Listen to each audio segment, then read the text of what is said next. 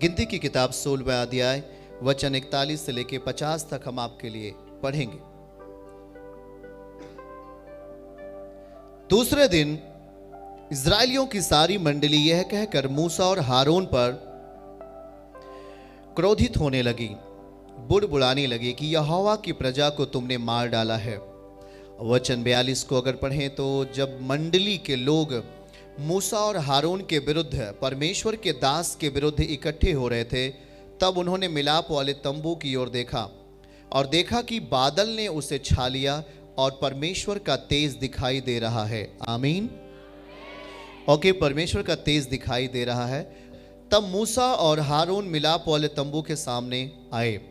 उस जमाने में तंबू रहा करता था। वो तंबू में परमेश्वर चलता था।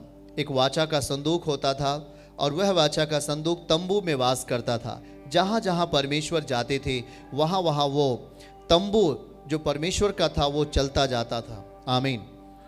और यहाँ पर वही लिखा है कि परमेश्वर के दास मूसा और उसके साथी हारून मिलाप वाले तंबू के सामने आए।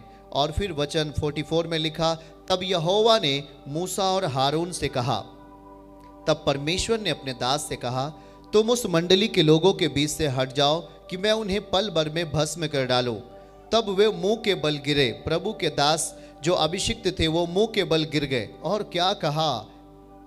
और मूसा ने, परमेश्वर के दास ने हारून से कहा, धूप दान को लेकर, धूप दान को भी दिखाइएगा इन्हें और तंबू को भी दिखाइएगा ताकि इन्हें बातें क्लियर समझ में आए। और वहां पर परमेश्वर के दास मूसा ने हारून से कहा, धूप दान को लेकर उसमें वेदी पर से आग रखकर उस पर धूप डाल। मंडली के पास फुर्ती से जाकर उसके लिए प्रायश्चित कर। क्या करना है? प्रायश्चित के नीचे आप बाइबल में नोट करें या अंडरलाइन करें, प्रायश्चित कर, क्योंकि यहोवा का जो क्रोध है वो अत्यंत भड़का है और मरी फैलने लगी है। अब महामारी फैलने लगी है। अब क्या होगा? वचन 47 में, परमेश्वर के दास की आज्ञा अनुसार, बोलिए, परमेश्वर के दास की आज्ञा अनुसार हारून और धूप दान को लेकर के, कुछ मत करो, सही है, एकदम ठीक है, कुछ मत करो, मंडली के बीच में दौड़ गया, यह देखकर कि लोगों में से मरी फैलने लगी, और उसने धूप जलाकर लोगों के लिए प्रायश्चित किया। पहले के समय में धूप जलाकर के परमेश्वर को महिमा दिया। ओके, 48, और वह मुर्दों और जीवितों के मध्य में परमेश्वर का दास खड़ा हुआ। तब मरी थम गई। ओके, तब मरी क्या हो गई? थम गई। और फिर लिखा है कि कोरह के संग भागी होकर और लोग मर गए थे, उन्हें छोड़ जो लोग इस मरी से मर गए थे 14,700 थे। आखिर में 50 पढ़ेंगे तब लिखा है, तब हारून मिलाप वाले तंबू के द्वार पर मूसा के पास लौट गया और मरी थम गई। ओके, मरी थम गई। परमेश्वर के प्रिय संतानों, आज हम एक ऐसी घटना के बारे में देख रहे हैं यहां पर, और वो घटना आपको समझना जरूर है, क्योंकि परमेश्वर के दास जिसे परमेश्वर चुन लेता है अपनी महिमा के लिए, वो व्यक्ति खास हो जाता है। शायद उसे बोलना सही नहीं आता, फिर भी वो परमेश्वर के लिए, अगर प्रभु ने उसे पसंद किया तो मनुष्य में हिम्मत कहां कि वो उसे नाकार सके। और परमेश्वर ने मूसा को और हारून को, अर्थात मूसा को अपनी महिमा के लिए चुना है कि वह उन्हें मिस्र के हाथों छुड़ाता है और फिर उन्हें बाहर लेके आता है। लेकिन यहां पर हम देखते हैं कि जब वचन को हम देख रहे थे कि वो लोग परमेश्वर के दास के ऊपर गुस्सा हो रहे थे। क्या हो रहे थे भाई? लिखा है, दूसरे दिन इजरायलियों की सारी मंडली यह कहकर मूसा और हारून पर बुड़बुड़ाने लगी।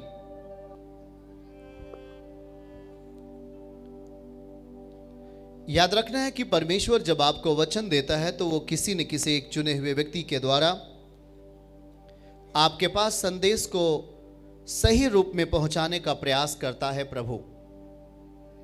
वो चाहे नए नियम में प्रेरितों के काम में फिलिप्पुस के द्वारा उस खोजा के लिए पहुंचाया गया, या बहुत सारे लोग परमेश्वर के दास जो खुदावन ने चुना, उन्हें अपना अभिषिक्त बनाकर चुना, अपना बेटा बना के चुना और उन्हें बिगड़े हालातों में भेजकर हालातों को सही करने का प्रभु ने जो निर्णय लिया। यहाँ पर भी परमेश्वर ने, अब अगर हम यहाँ पर देखते हैं तो यहाँ पर परमेश्वर के दास के ऊपर जो गुस्सा हो रहे लोग, उसका कोई अर्थ, उसका कोई मतलब नहीं। लिखा है कि वहाँ की प्रजा, सारी मंडली के लोग परमेश्वर के दास के ऊपर जब गुस्सा होने लगे, उसका कोई अर्थ नहीं था गुस्सा होने का, बुड़बुड़ाने का कोई अर्थ नहीं था और क्रोधित होने का कोई वहाँ मतलब ही नहीं था। लेकिन जब परमेश्वर के दास के ऊपर वहाँ की मंडली गुस्सा होने लगी तो परमेश्वर वहाँ पर गुस्सा हो गया और लिखा है कि वो तुरंत ही तंबू के ऊपर उतरा। परमेश्वर, लिखा है कि 42 आयत में लिखा है कि बादल ने उसे छा लिया। मूसा और हारून के विरुद्ध इकट्ठे हो रहे थे और तब उन्होंने मिलाप वाले तंबू की ओर प्रभु के दास देखते हैं तो परमेश्वर वहाँ उतर आता है और उतरने के बाद खुदा बहुत गुस्सा होता है और वह लिखा है कि मैं अब इन्हें 44 आयत में लिखा कि तब यहोवा ने मूसा और हारून से कहा, तुम उस मंडली के लोगों के बीच से हट जाओ कि मैं उन्हें पल भर में भस्म कर डालूं, क्योंकि इन्होंने मेरे दास को, जो सबसे नम्र व्यक्ति है और जो बहुत सारी बातों को सहता हुआ अभी यहाँ तक पहुँचा है, लोग उस पर व्यर्थ गुस्सा और व्यर्थ बुड़बुड़ा रहे हैं, इसलिए मैं इन्हें नष्ट कर डालूंगा करके परमेश्वर ने कहा, बगैर मूसा के कुछ किए हुए। क्योंकि मूसा के ऊपर गुस्सा करने वाले कौन थी? एक मंडली थी, लोग थे। वे लोग थे जो परमेश्वर के नियम में जीना नहीं चाहते थे, जो परमेश्वर के रूल में जीना, ध्यान से सुनना, परमेश्वर के वचन में जीना नहीं चाहते। आप गुस्से के शिकार होते हैं, परमेश्वर के वचन में आप नहीं चलते, आप अपना जीवन पवित्र नहीं बनाने का निश्चय नहीं कर रहे, आप अपने जीवन को अनुशासित करने का निश्चय नहीं कर रहे, आप अपने बच्चों को सही शिक्षाओं को नहीं दे पा रहे, आप अपने बेटे बेटियों को अनुशासन में नहीं रख पा रहे। वहाँ पर सारी चीज़ें जो पैदा होने वाली चीज़ें हैं वो सब एकदम उलट होगा। वहाँ पर कुछ भी प्रतिफल ऐसा नहीं होगा जो आपके परिवार को शांति दे सके। और यहाँ पर देखो कि वहाँ पर कुछ ऐसे ही है कि परमेश्वर के अभिषिक्त मूसा और हारून पर वो सारी मंडली गुस्सा कर रही है कुछ बातों को लेकर। याद रखें कि जब परमेश्वर की कुछ बातें, वे कहते हैं कि मैं खरा परमेश्वर हूँ, वो अपनी योजनाएं खरे तरीके से आप में सौंपता है, वो अपनी बातें खरे तरीके से आपको देना चाहता है। यदि आप उसे खराई पूर्वक स्वीकार करते हैं तो वो खराई का वचन आपके जिंदगी में गवाहियों के साथ आपको रखेगा। आमीन। वहाँ देखो, वो अपने अगुवे के ऊपर, अपने आत्मिक पिता के ऊपर गुस्सा कर रहे थे, बुड़बुड़ा रहे थे और उन्हें तमाम चीज़ें ऐसे उलट रीत से बोल रहे थे जो परमेश्वर के दास को नहीं बोलना चाहिए। और इतना ही बोलने के कारण ही परमेश्वर का गुस्सा उस मंडली के ऊपर और प्रजा के ऊपर तंबुओं में आ गया। और वहाँ लिखा है कि वहाँ महामारी फैल गई, लोग मरने लगे। मूसा को पता चल गया पिता ने गुस्सा कर लिया है, इसलिए उसने हारून से, मित्र से कहा, हारून जल्दी कर, क्योंकि हमें प्रायश्चित करना पड़ेगा। क्योंकि वो एक चरवाहा है, एक अगुवा है। वो बोला कि अगर मैं प्रायश्चित करूंगा, वहां पर दशाएं ऐसी हैं कि यदि वो अगुवा प्रायश्चित करेगा तो निश्चय ही प्रजा में महामारियां थम जाएंगी उसके लोगों में। और उसने हारून से कहा, जल्दी से धूप दान तैयार कर और परमेश्वर के सम्मुख इस बात को लेके जा और माफी मांग ले, ताकि वो महामारी वहां से थमे। याद रखना कितना मूसा कितना नम्र था। लोग उसको बुड़बुड़ा रहे थे और तमाम चीजें कह रहे थे, अनुचित बातें बोल बोल करके उसके जीवन में बहुत सारी बातें कह रहे थे। पर मूसा, क्या हुआ, जब परमेश्वर का क्रोध आता है तो वही मूसा उस महामारी को समाप्त करने की प्लानिंग करता है, क्योंकि उसको पता है वे चरवाहा है, उसको चरवाहा नियुक्त किया गया है। और जब तक वो प्रेयर नहीं करेगा, जब तक वो प्रायश्चित नहीं करेगा इनके पापों का, तब तक पाप अपना काम। याद रखो, जब परमेश्वर छोड़ देता है किसी व्यक्ति को उसके रीति के अनुसार, तो वहां पर परमेश्वर का बल नहीं काम करता, वहां पर पाप का बल काम करता है। जब कोई व्यक्ति कहता है मुझे अपने पर छोड़ दो, मुझे अपनी जिंदगी जीना है, मुझे अपनी जिंदगी जीना है, जब उसका कोई डांटने वाला नहीं, उसको कोई समझाने वाला और ना ही तो समझता ही है, वो फ्री जीना चाहता है, वो किसी के अधीन नहीं जीना चाहता, वो किसी के भय में नहीं जीना चाहता। परमेश्वर कहता है मैं उसको छोड़ देता हूं। जब वो छोड़ देता है तो उसके जिंदगी में परमेश्वर का बल नहीं काम करता, तब उसकी जिंदगी में पाप का बल काम करता है। और यही हुआ उस मंडली में, जब उन मंडली के लोग गुस्सा हुए, क्रोधित हो रहे थे परमेश्वर के दास के ऊपर, और व्यर्थ और बुरे विचार करके वहां पर गुस्सा हो रहे थे और तमाम बातों को ऐसे कर रहे थे जैसे कि वही सबसे ग्रेट हो। पर याद रखना, हमें इस बात को ध्यान देना है कि जिस पर परमेश्वर की नजर होती है, जिस पर खुदा की नजर होती है, जिसको परमेश्वर सेलेक्ट करता है, जिसे चुनता है, वो परमेश्वर के लिए बहुत इंपॉर्टेंट होता है, बहुत महत्वपूर्ण होता है। और यहां पर देखिए कि जब मूसा के ऊपर लोग बुलबुला रहे थे तो केवल इतना ही उनकी जिंदगी में सारी मंडली जो कर रही थी, इसके कारण उस मंडली में महामारी फैल गई।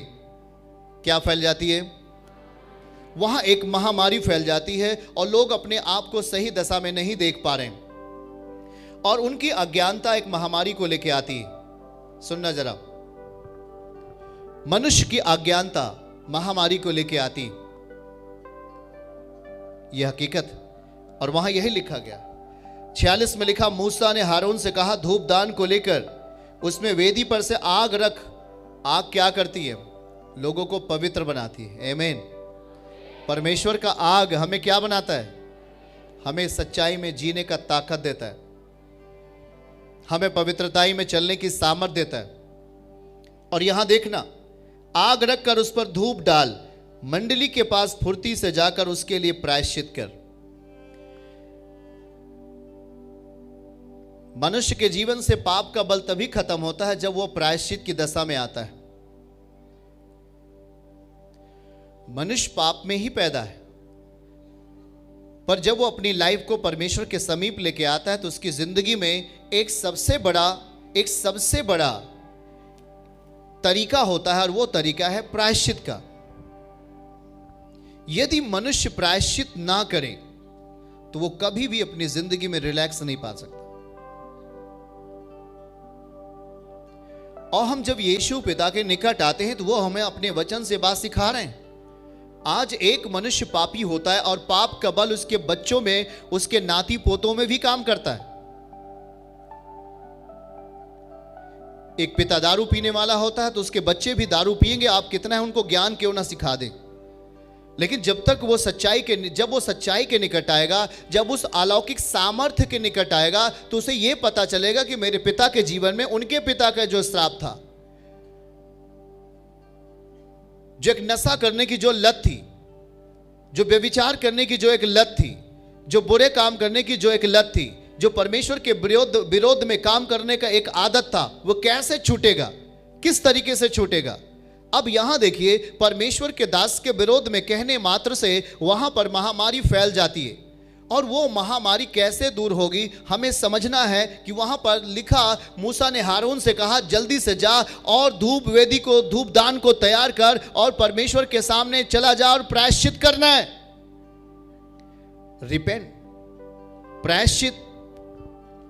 यदि हम सच्चाई के साथ जीने वाले व्यक्ति हैं तो हमारे अंदर एक पहचान होगी कि हम प्रायश्चित के साथ जिएं। अगर कोई कहता है मैं यीशु के साथ जीता हूं, तो मैं पूछता हूं, क्या आपकी जिंदगी में प्रायश्चित है? क्या आप परमेश्वर के साथ में लगातार इस बात को लेकर चलते हैं कि प्रभु मुझे माफ कर दे, मैं गलती में नहीं जीना चाहता, अब मैं तेरे साथ पवित्रताई में जीना चाहता हूं। आज बहुत सारे लोग अपने मन को कठोर करते हैं और वो प्रायश्चित के साथ प्रभु के सामने नहीं बैठते। वचन तो सुनते हैं, बाइबल तो पढ़ते हैं, चर्च भी आते हैं, पर वो अपनी लाइफ में प्रायश्चित के लिए कोई जगह नहीं देते। गलती करते हैं, गलती को जमा होने देते हैं, पाप करते हैं, पाप को जमा होने देते हैं, इकट्ठे होने देते हैं, और वही पाप इकट्ठा होकर के उनकी जिंदगी को एक बड़े संघर्षशील एरिया में उनको लेके चला जाता है, जहां पर लोग कहते, क्या तू मसीह है? क्या तू मसीह में जी रहे हो? क्या पवित्रताई में जी रहे हो? क्या सच्चाई में जी रहे हो? उसने कहा, नहीं, अब मेरा मन कठोर हो चुका है, अब मेरे अंदर कोई भी रुचि नहीं है कि मैं प्रभु के साथ जीऊं। क्यों?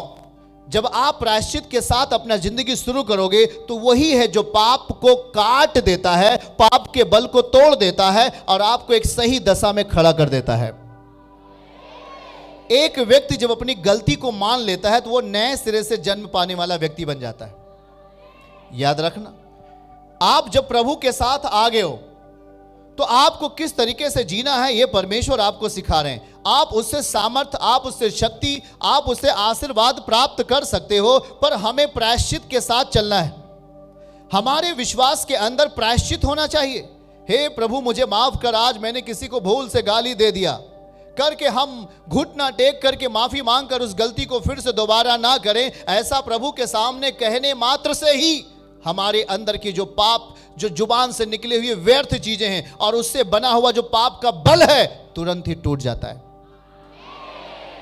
जब कोई व्यक्ति ये कहता है प्रभु मैंने कुछ गलती नहीं की, जो गलती हो गया, मैं फिर उसी चाल में चलता हूं, वो व्यक्ति जब प्रायश्चित नहीं करता, प्रभु के सामने अपनी गलतियों का खुलासा नहीं करता, अपनी गलतियों को खुलासा नहीं करता, वो उसी समय उनकी जिंदगी में वो पाप का बल इकट्ठा होता है और एक दिन उसकी जिंदगी में प्रायश्चित का रिजल्ट नहीं आता, उसकी जिंदगी में पाप का रिजल्ट आता है और वो रिजल्ट उसको रुला देता है, उसको कपा देता है और कोई तो कहने वाला हो जाता है, क्या तू प्रभु के साथ है? हमने सुना तू बहुत चर्च जाता है। हाँ, चर्च तो जाता था, चर्च आना बड़ी बात नहीं है। सुनना जरा ध्यान से। जैसे अभी एक जवान ने गवाही दिया, मेरा जीवन अच्छा हो गया, उसका जीवन अच्छा हो गया। वो पाप के सिकंजे में था, 2 साल से उसके शरीर में अनैतिकता का एक बल काम कर रहा था। वो किस तरह से अपनी जिंदगी में एक रास्ते को पाता है जब वो प्रभु के पास आता है। आज महामारी फैली है, आज बीमारी फैली है, तो इंसान पापों का प्रायश्चित नहीं करता। बहुत सारे कारण ऐसे भी होते हैं कि जब हम गलती करते हैं उसका रिजल्ट हमारे अंदर आता है। याद रखो, मैंने पिछले हफ्ते में बताया था, कुछ का रिजल्ट तुरंत आता है, कुछ का, कितने लोगों को पता है वो वचन? अगर याद है तो मैं समझ रहा हूं कि आप सुधर रहे हो यीशु मसीह के नाम में। वो कुछ का तो तुरंत आ जाएगा, कुछ का देर में पीछे से आएगा, पर आता जरूर है। चलिए हमारे साथ इस पद को देखिए। भजन दाऊद क्या कहता है, भजन 32 अध्याय और उसका 5वीं और 6वीं वचन को हम आपके लिए पढ़ेंगे। वहां पर आप नोट करें और देखें, वहां पर कुछ ऐसा लिखा गया है। दाऊद कहता है भजन 32 वचन 5 और 6 में, परमेश्वर हमें किस तरीके से वचन सिखा रहे हैं हमारी जिंदगी को फ्री होने के लिए, हमें शांति में चलने के लिए। और वहां लिखा है कि जब मैंने अपना पाप तुझ पर प्रकट किया। ओके, देखिए ध्यान से सुने।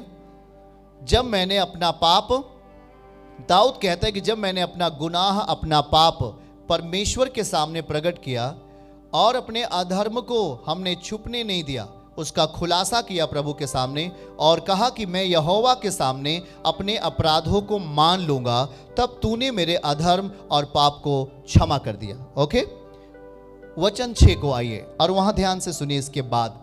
और वहां बाइबल कहती इस कारण, किस कारण अभी हम पढ़ेंगे। इस कारण हर एक भक्त, हर एक परमेश्वर का बेटा और बेटी तुझसे ऐसे समय में प्रार्थना करे जबकि तू मिल सकता है। हमारे लिए एक बेस्ट वातावरण तैयार होता है जबकि तू मिल सकता है। निश्चय जब जल की बड़ी बाढ़ आए तो भी उस भक्त के पास ना पहुंचेगी। हालेलुया। एक बड़ी बाढ़, जल की बड़ी बाढ़ का मतलब होता है एक बड़ी विपत्ति, एक बड़ी समस्या इंसानों की अगर वहां आती है तो उसके पास नहीं पहुंचेगी जो इस दशा में जिंदा है। मैं आपको बताना चाहता हूं, वहां पर इसे ध्यान से देखें क्या वचन में लिखा है। दिखाइए पांचवा वहां पर लिखा है, जब मैंने अपना पाप तुझ पर प्रकट किया, जब मैंने अपनी जिंदगी का अधर्म परमेश्वर के सामने प्रकट किया। हेलो, क्या बातों को सुन रहे हैं क्या? मैंने उसे अपने अंदर नहीं छिपाया, वरना वो छिपेगा, हमारे मन को कई खंड में बदल देगा, हमारे मनों के अंदर शैतान की पद्धति ला देगा। इसलिए आज हम जब यीशु के सामने आते हैं तो हमारे लिए एक चीज़ें मुख्य भूमिका में होती है, वो ये है कि हम अपने अंदर के गुनाह को, अपने अंदर के पाप को हम छिपने नहीं देते, अपने उसे अंदर बैठा नहीं लेते, परंतु हम उसे प्रकट कर देते हैं और अपने अधर्म का खुलासा करते हैं। प्रभु, मैं एक पापी मनुष्य हूँ करके मैं प्रार्थना कर रहा हूँ, मैंने यहाँ पाप किया है, मैंने यहाँ पर गुनाह किया। प्रभु, मैं आज से पाप में नहीं जीऊँगा, मैं तेरे साथ जीने वाला बेटी बनना चाहता हूँ, मैं तेरे वचन के साथ जीने वाला एक बेटा पढ़ना चाहता हूं, करके मैं प्रार्थना करता हूं प्रभु मुझ पर अपना अनुग्रह और दया कर। मैं खुलासा कर रहा हूं प्रभु, मैं अपने आप को तेरे सामने उड़ेल देता हूं। और लिखा अपना अधर्म न छिपाया और कहा मैं यहोवा के सामने अपने अपराधों को मान लूंगा। तब तूने मेरे अधर्म को क्या कर दिया? तब तूने मेरे अधर्म और पाप को क्या कर दिया? क्षमा कर दिया। ओ परमेश्वर, ये नए नियम में ये चीज करने के लिए यीशु पिता हमारे बीच में आए। याद रखना, वो हमारे पापों को माफ करने के लिए आए। जब हमारे पाप क्षमा होते हैं, हमारे अंदर के पाप के बल खत्म होते हैं। फिर आप याद रखना, अगर हम पापी जीवन जी रहे तो उसका रिजल्ट भी पापी जीवन में होगा, पाप के जैसा ही होगा, पाप से मिलता जुलता ही होगा प्रतिफल। हेलो, ध्यान से समझ रहे हैं कि नहीं? दाऊद जो पाप करता है, उस पाप को प्रभु के सामने क्या किया? प्रकट किया, वो छुपाया नहीं। और वही तो असली हीरो बना, जिसने अपने पाप को नहीं छुपाया, जिसने अपने पाप को प्रभु के सामने प्रकट कर दिया, प्रायश्चित के साथ आया। माफी देना प्रभु आपको, मैं माफी चाहता हूं। माफी किससे मिलती है? आप बोलेंगे जरा तो अच्छा लगेगा। माफी किससे मिलती है? पर माफी तो नहीं, परमेश्वर तो देता है, पर माफी जब मांगा जाता है तभी तो मिलती है। कि जबरदस्ती कोई आपको बोलेगा चलो तुम्हें मैं माफ करता हूं। माफी, गलती अगर होती है तो गलती क्या होता है? सॉरी, अंग्रेजी में से बोलते सॉरी, सो सॉरी, माफ करें भाई, गलती हो गई। जब आप गलती को मानते हो तब आप और चमक जाते हो यीशु मसीह के नाम में। गलती होती है, लेकिन जब आप प्रायश्चित करके गलतियों को मान लेते हो और उस जो गलती हो रही थी उसे आप छोड़ देते हो, तो इस कारण से यहां पर लिखा है, इस कारण से, सुनना, इस कारण से 6 आयत में लिखा है कि इस कारण से हर एक भक्त तुझसे ऐसे समय में प्रार्थना करे। बोलिए, ऐसे समय में, जबकि तू मिल सकता है। ऐसे समय में, वो ऐसा कौन सा समय होता है जब प्रभु हमें मिल सकता है? किस नजरिए से प्रभु हमें मिल सकते हैं? किस स्वभाव की परिस्थिति में वो हमसे मिल सकता है? ऐसे समय में वो हमसे मिल सकता है। इसका क्या उत्तर है? हमने अधर्म को नहीं छिपाया और मैंने कहा मैं एक पापी मनुष्य हूं प्रभु, मैंने आज मेरे मुख से गाली निकल गई, मुझे माफ कर प्रभु, मैं अब किसी को गाली नहीं देने वाला। प्रभु मुझे माफ कर, मैंने उसके बारे में गलत सोच लिया, मैंने उसके लिए बुराई किया। प्रभु मुझे माफ कर, मैंने मुझसे आज गलती हो गई, मुझे क्षमा कर। जब आप इन प्रायश्चित के साथ में आते और फिर उन चीज़ों को ना करने का निर्णय लेते, तो वही है टाइम, आपके लिए बेस्ट टाइम जब प्रभु आपसे मिल सकता है। चर्च की सभी प्रार्थनाओं को और परमेश्वर के दास के द्वारा टीचिंग सुनने के लिए और अपडेट्स को जानने के लिए हमारे इस चैनल को सब्सक्राइब करें और साथ में बेल आइकन को दबाएं, ताकि जब भी लाइव प्रार्थना हो तो सबसे पहले आप देख सकें।